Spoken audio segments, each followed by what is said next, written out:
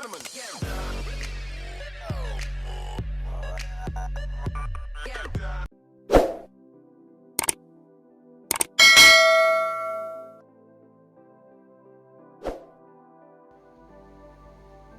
If the second half of 2020 was to be as positive as the first half was negative, what would happen?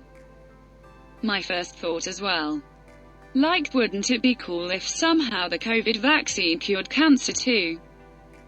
But let's face reality. The COVID vaccine is going to start the zombie apocalypse. Someone with special interests would try desperately to stomp it out. Hell, it probably already happened or is happening.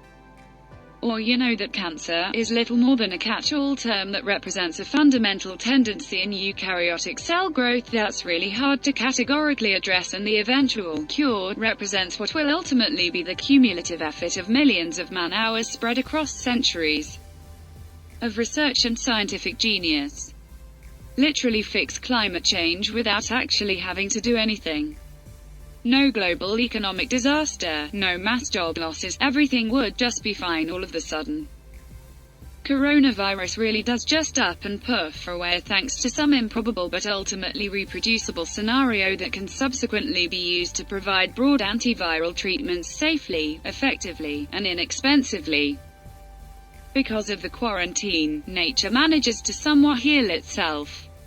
Many companies allow people to work from home a little bit more, reducing the strain caused by commute.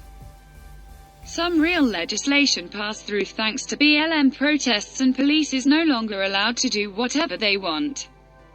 Racist and fascist politicians are exposed for what they are, and we see the result in the next elections. Trump is trying to pass some police reform bills, which include things like weakening corrupt police unions and banning certain arrest techniques, but the Democrats are holding it up in Congress.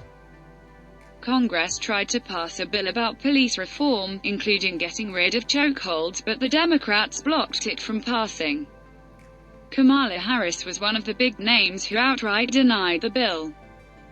Republicans at least trying. Democrats want everything on a silver platter. I'm talking about those in power, not normal human beings. Companies unanimously agree that work from home was largely successful, saved the company money, saved people money, people were more efficient, traffic was down, skies were cleaner, gas and oil consumption was down, that everyone, including the planet Earth, benefited.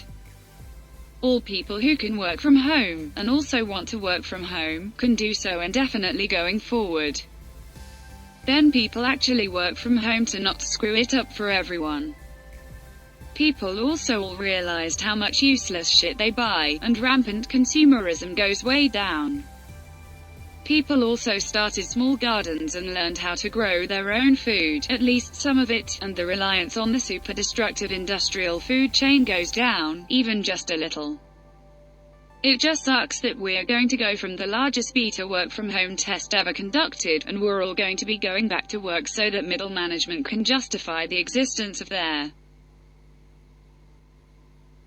jobs, and we're going to go right back to huge coal and gas consumption, water and air pollution, working like slaves in a cubicle, pulling us farther from our families, all the things that go along with that, etc. I'm looking forward to going back to an office, even if it's for 1 to 3 days a week. I think people, especially millennials and Gen Z, discount the importance of in-person communication too much. I have found intra-office communication and culture has declined during the pandemic. I'm also finding team projects take far longer to complete.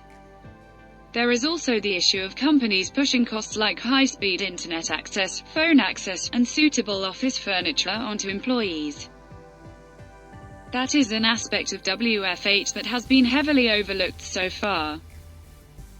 I have found myself to be far less productive working from home than I am in the office. Not everyone has the privilege of a suitable home workspace or reliable home internet access. Net positive without a doubt. Okay, 2020, you get a pass. Edit. Why are you booing me? I'm agreeing with the comment. Net positive means even though 2020 was a dumpster fire, Trump out of office would be such a huge positive that it would make up for it and then some. And if that happened, I feel like we could all forgive 2020 for the apocalyptic shit show it's been so far. Geez. July, climate change reverses itself after reaching an equilibrium.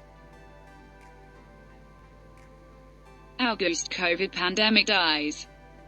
September, all the world's essential workers getting max grade free benefits, are exempt of any taxes, and promoted to local governments.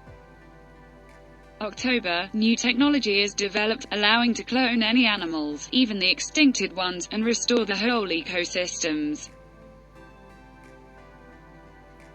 November, Trump is out of the office, Biden in rehab, Bernie Sanders in WAH. December, police reform in the U.S., free healthcare and education, paid maternity leave for every parent, 6 weeks paid vacation, UB, etc. But they have live in America for I think 35 human years in order to become president. Sadly, most dogs live for only 10.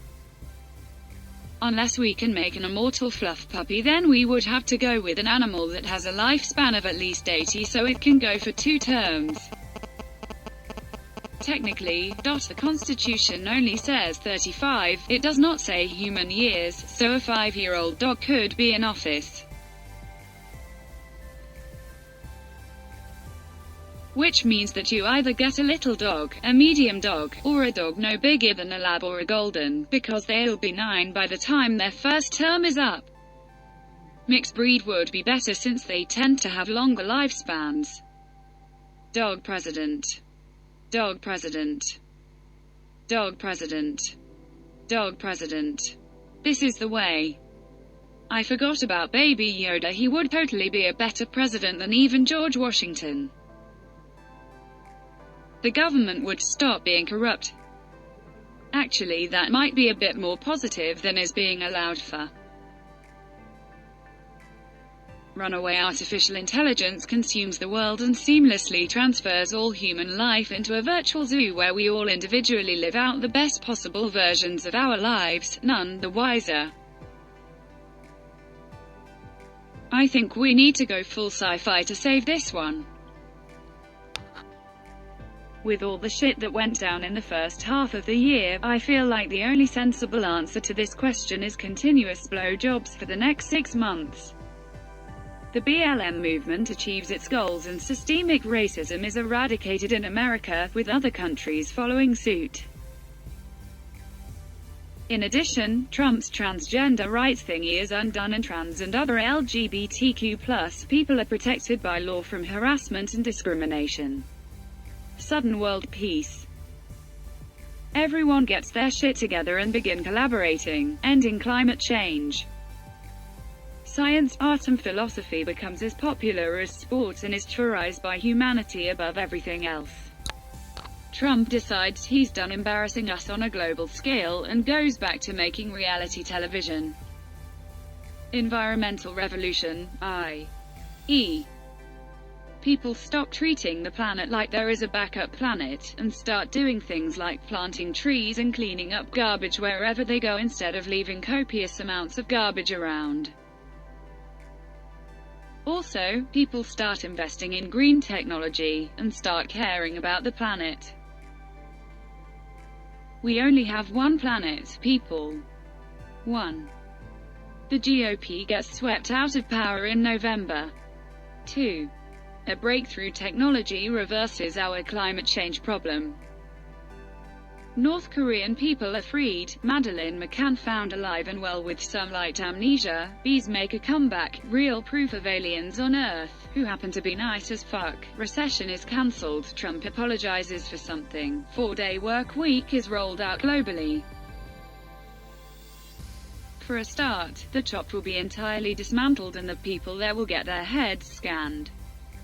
The defunding of the police departments doesn't go through and the US government finally gets their head out of their asses and shuts down the country again until we find a reliable vaccine for COVID. Projections for a COVID vaccine still say it's over a year away. After 3 months, unemployment has risen to over 30 million, about 10% of the country. If we shut down the economy until there is a vaccine, we will lose more people to starvation and suicide than we have to the virus. The 1% all die of COVID. Peaceful overthrow of all totalitarian regimes globally and a full restructuring of global society and economy based on using scientific and technological means to improve the lives of all humans and repair the damage done to our environment. Essentially leading to the Federation from Star Trek.